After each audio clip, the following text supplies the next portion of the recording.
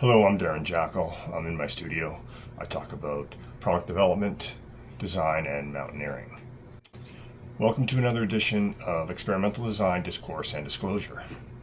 Past few episodes, I have been talking about the 3-person winter shelter, doing a case study on all these old projects of mine, and I disclosed as much as I could or was interested in, and now I want to move on. I'd like to move on to talk about things I was working on in footwear back in the 90s. It's a little bit more of a complicated type of design, so I would like to talk about the design process and how I have come about my own methods for developing products, but not with something like this. So I'm going to talk about another product, a couple of projects I had on the go in the 90s that I was developing at the same time I was developing this, because I want to kind of talk about those crossovers that happen between projects. I'm going to talk about some ideas from EDDD and the Eameses, Charles and Ray Eames, about their approach to design, and then I'm going to use my projects as an example of my own way of thinking about design. So anyways, stay tuned for that.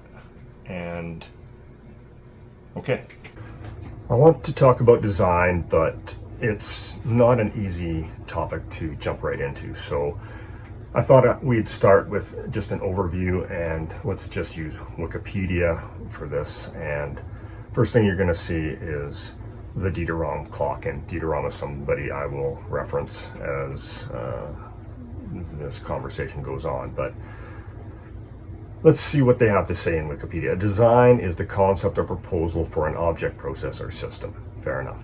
The word design refers to something that is or has been intentionally created by a thinking agent, and is sometimes used to refer to the inherent nature of something. It's design.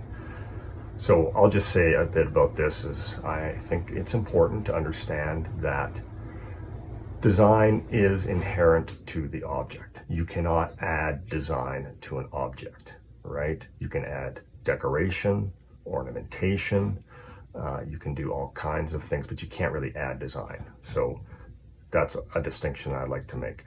The verb to design is a process of developing a design. So it's one of those words that can be used as both a verb and a noun. So aesthetics, designing, people call designers. Yeah, I'm gonna just skip down here. I know it gets eventually to what I want to talk about, and that's the design process. And what I want to make sure we understand is that, okay, substantial disagreement exists concerning how designers in many fields, amateur, professional, alone, or in teams, produce designs, and I agree 100% with this. And we'll look at some of the different models that they suggest, but ultimately, no one really knows how people come up with things, and that's the important part for me. I use the evolutionary process because it's very simple, variation and selection. And we'll look at some of these models, and you can see, this kind of stuff, design briefs. I do all this stuff. I've learned how to do this stuff. They're calling it the rational model, and as opposed to the action-centric model. And in the action-centric model, it's about creativity and emotion to generate design. So to generate the design candidates, this is the variation.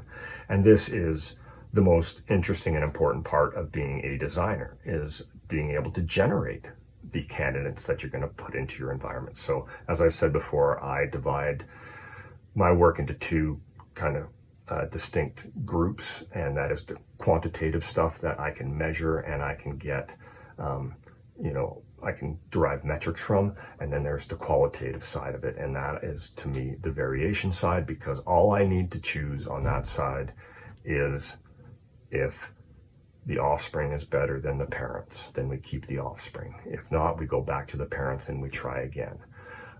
It's a lot more involved and nuanced than what I'm talking about right now, but we'll get into that when we talk about my own design process. And I'll use this document, The Conceptual Design of Footwear for Summer Mountaineering. This is my thesis. I did it in 1998. So a lot of these ideas that I'm going to talk about will come from this book.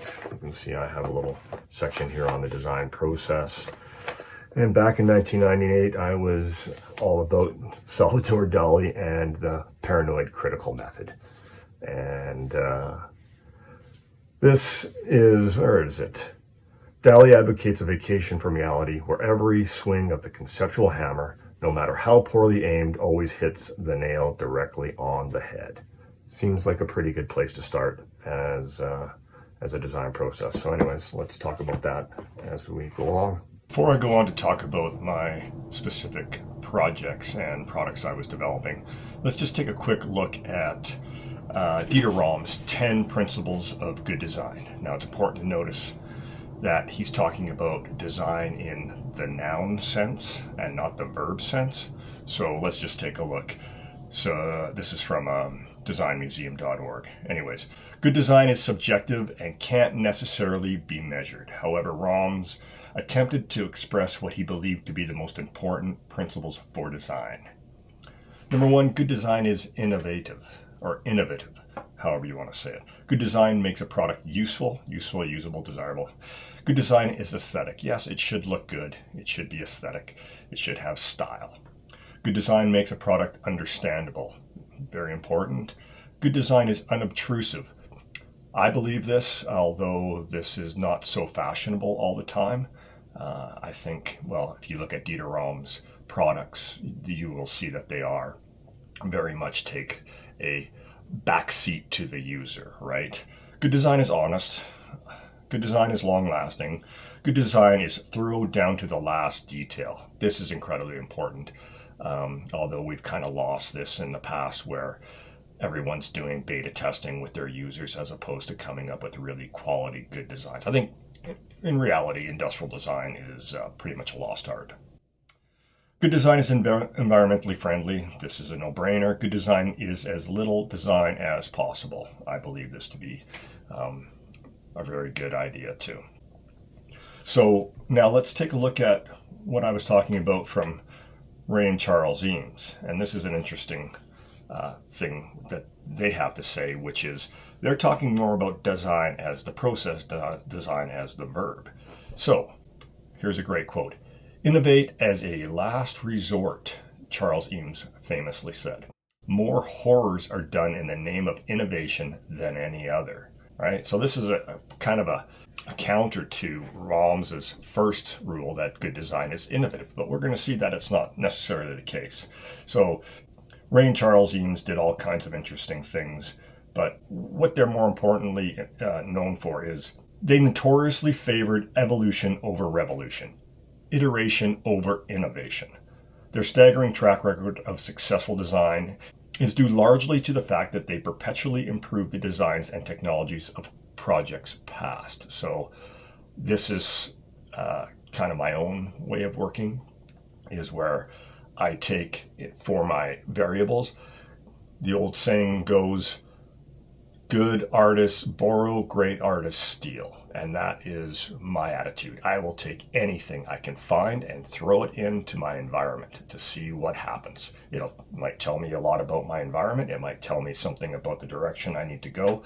Lots of things to be learned from doing this. So at the end here, the quote is, although Charles eschewed innovation for its own sake, his obsession with building on previous design elements and prior technical accomplishments to achieve a new level of refinement often led, in fact, to design innovations. So that is an important thing to note, that designers should not be looking to innovate, but through their process will ultimately lead to innovations. Just like you should not be too concerned with form for its own sake. This leads to formalism and just meaningless design. Form needs to be derived from the user's needs and many other factors. But so we'll get into what I'm talking about in my projects and how when I was working on the footwear and researching how the foot and ankle works, the lower extremity works, how that was influencing my designs that were in completely unrelated fields. I'm going to wrap up this episode. It's been about 10 minutes, I believe, and that's about the length of time I like to do these episodes. So I'm Darren Jackal. I'm in my studio. I talk about product development, design, and mountaineering.